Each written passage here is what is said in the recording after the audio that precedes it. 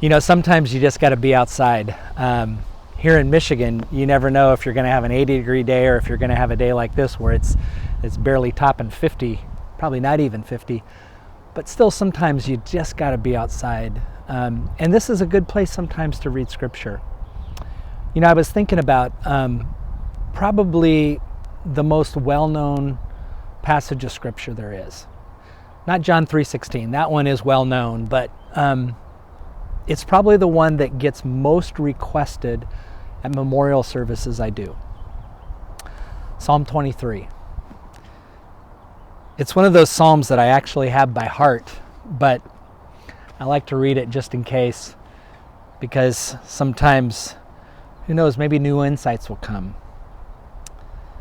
They think that this was a psalm of King David. And he writes this: "The Lord is my shepherd, I shall not want. He makes me lie down in green pastures. He leads me beside still waters. He restores my soul. He leads me in the right paths for his name's sake. Even though I walk through the darkest valley, I will fear no evil, for you are with me. Your rod and your staff, they comfort me. You prepare a table before me in the presence of my enemies.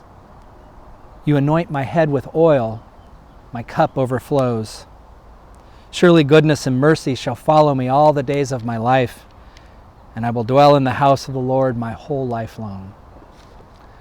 So, you know, I was reading this and thinking about this psalm the other day, and I was trying to imagine myself what would have driven David to write this. And, you know, there's no way to know for sure, but as I read it and I read about this psalm, it made me think that perhaps David wrote this during a time of great stress.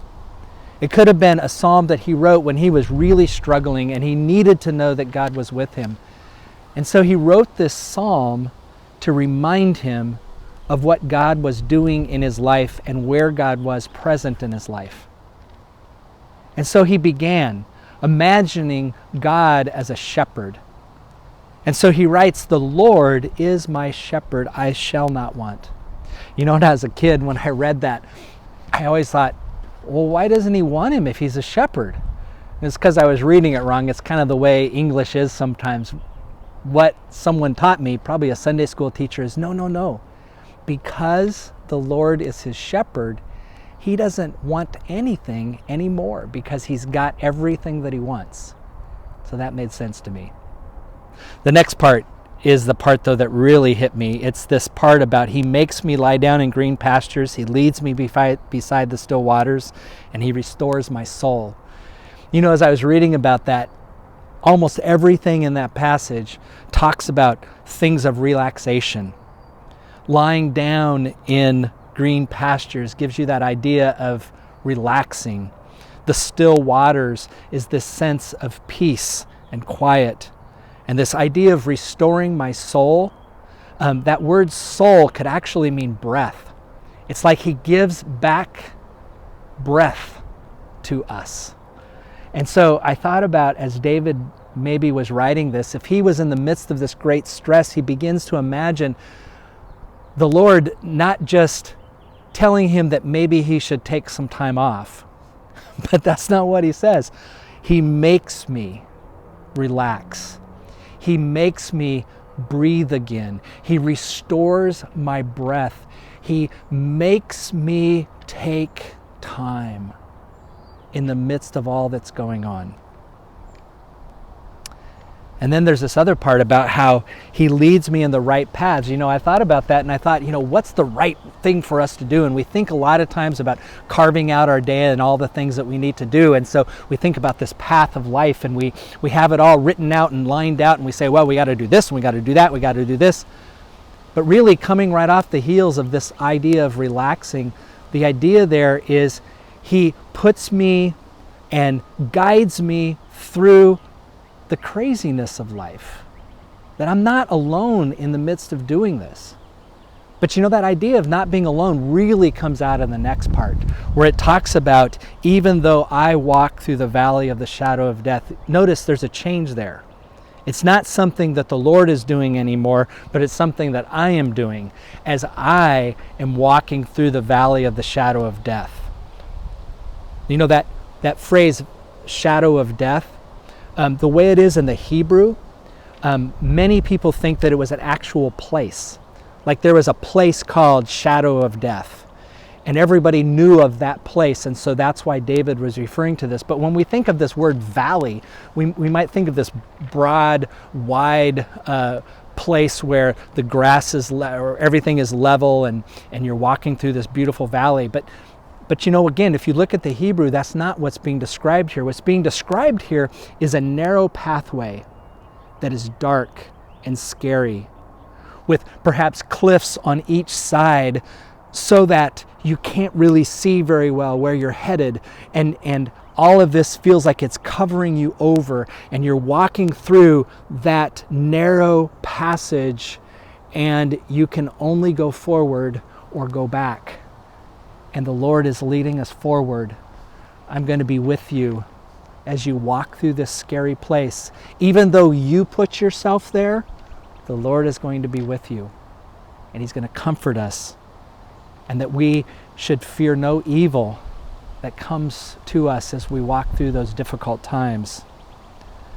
And then there's this next part about preparing a table before me in the presence of my enemies. I always thought that was a weird thing too as a kid. I always thought, why would God want to prepare a place for us in the presence of my enemies? But you know, that's the actual meaning of this. You see, David had enemies. There were people that were around him and causing him stress and struggle. And what this passage is saying is, in the presence of those enemies, what God is going to do is actually give us a table of abundance right there in front of them, so they can see how God is taking care of us.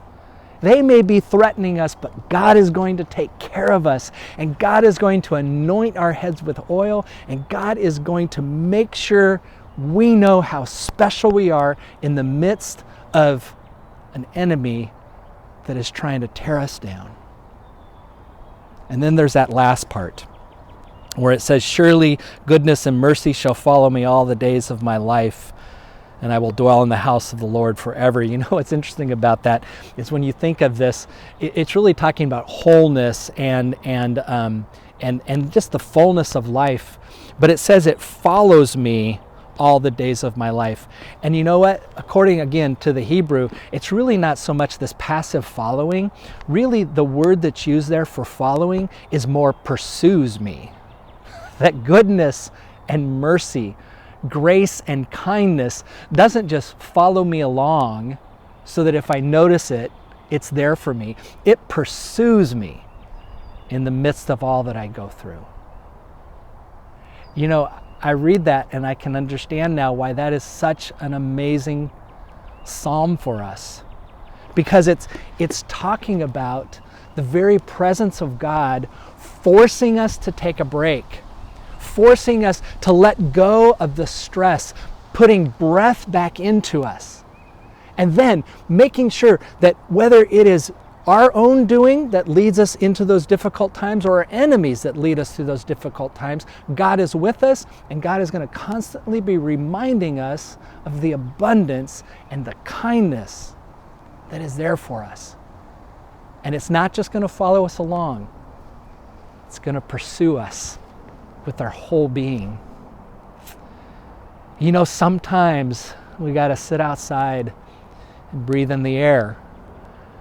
And maybe sometimes we need to sit outside and we need to read Psalm 23 and be reminded that God truly is with us and that God really wants what's best for us and what makes us whole.